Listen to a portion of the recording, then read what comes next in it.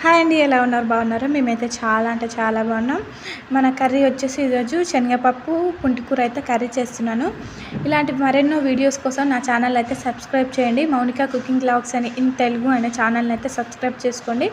First అయితే శనగపప్పు అయితే ఉడకబెట్టుకుంటున్నాను. కుక్కర్లో అయినా వేసుకోవచ్చు, కొంచెమే కదా కుక్కర్ ఎందుకనేసి ఉడకబెట్టుకుంటున్నాను.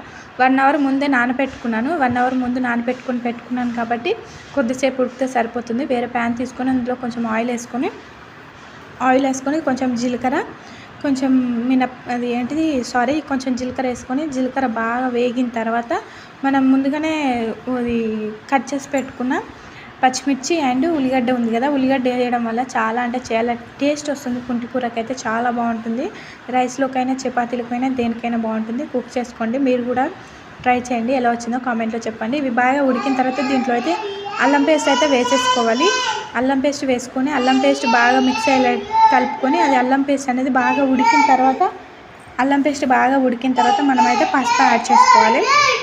పసుపు కూడా యాడ్ చేసుకొని పసుపు అనేది పచ్చివాసన పోయేంతసేపు ఉంచుకోవాలి. మా బుడ్డాడు అయితే కొంచెం అల్లరి చేస్తున్నాడు, చెప్తా వినట్లేదు. సారీ, ఏమనుకోకండి. వాడే కొంచెం చిన్నపిల్లాడు కదా, చెప్తే అర్థం చేసుకోడు. వాడు అల్లరి వాడిదే. దాంతోపాటు పసుపు అయితే వేసేసుకొని పసుపు పచ్చివాసన పోయేంతసేపు కుక్ చేసుకోవాలి. నూనె పైకి తేలినాక మనమైతే ముందుగా ఉడకబెట్టుకున్న శనగపప్పు వాటర్తో సహా వేసేసుకోవాలి. మనకు అదే వాటర్ సరిపోతుంది. వాటర్ ఎక్కువ వేయకూడదు, అదే వాటర్ సరిపోతుంది. దీంట్లో అయితే పుంటికూర ఫ్రెష్గా కట్ చేసి పెట్టుకున్నాను. చిన్న ఆకులు అనేసి నేనేం కట్ చేయలేదు. పెద్ద పెద్ద ఆకులు అయితే కట్ చేసుకోవచ్చు చిన్న చిన్న సైజులో. ఇదైతే అంత లేదనేసి అలానే వేసేసాను. కొద్దిసేపటికి మూత పెట్టి చూసేసరికి ఎలా ఉడికిందో చూడండి. ఇది బాగా ఉడికిపోతుంది. ఒకసారి దీన్ని అటు ఇటు కలుపుకొని దీంట్లో అయితే కొంచెం కారం ఎక్కువనే పడుతుంది. మనం పచ్చిమిర్చి వేసుకున్నా కూడా ఎక్కువనే పడుతుంది, ఎందుకంటే పుంటికూర పుల్లగా ఉంటుంది కాబట్టి కారం ఎక్కువనే పడుతుంది, ఉప్పు ఎక్కువనే పడుతుంది. చూసుకొని వేసుకొని బాగా కలుపుకోవాలి. ఇది కారం అనేది బాగా కలిసేటట్టు కలుపుకోవాలి. ఉండలు కట్టకుండా కలుపుకోవాలి. ఉండలు కడుతుంది, అది బంకలా వస్తుంది కదా, ఉండలు కట్టిపోతుంది. బాగా కలుపుకొని ఇందులో అయితే ఎండు కారం అయితే వేసేసుకుంటున్నాను.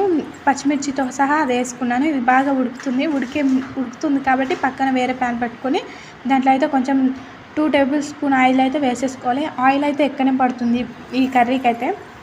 ఆయిల్గా ఏమి ఉండదు, కానీ ఎక్కువ పడుతుంది. కానీ ఆయిల్ ఎక్కువ వేస్తేనే చాలా అంటే చాలా బాగుంటుంది. ఆయిల్ వేసిన తర్వాత దీంట్లో జీలకర్ర అండ్ మనం మినపప్పు ఉంటుంది కదా, మినపప్పు కొంచెం చిటికెడు మెంతులు వేయడం వల్ల చాలా టేస్ట్ వస్తుంది. మెంతులు, మినపప్పు, జీలకర్ర వేసేసాం కదా, ఇవి బాగా గోలిన తర్వాత వెండు మిరపకాయలు అయితే వేసేసుకొని ఎండుమిరపకాయలు కూడా వేసిన తర్వాత ఈ పోపును అయితే ఇందులో కలిపేసుకోవాలి. ఇందులో అయితే పసుపు కానీ అల్లం పేస్ట్ కానీ యాడ్ చేయట్లేదు. ఫస్టే కూరలో యాడ్ చేస్తాం కాబట్టి దాంట్లో అయితే యాడ్ చేయట్లేదు. ఇది అందులో కలుపుకొని మొత్తం ఒకసారి మిక్స్ చేసుకొని ఒక 5 మినిట్స్ 10 మినిట్స్ అలా ఉంచేసి దించేసుకుంటే మనకు శనగపప్పు కర్రీ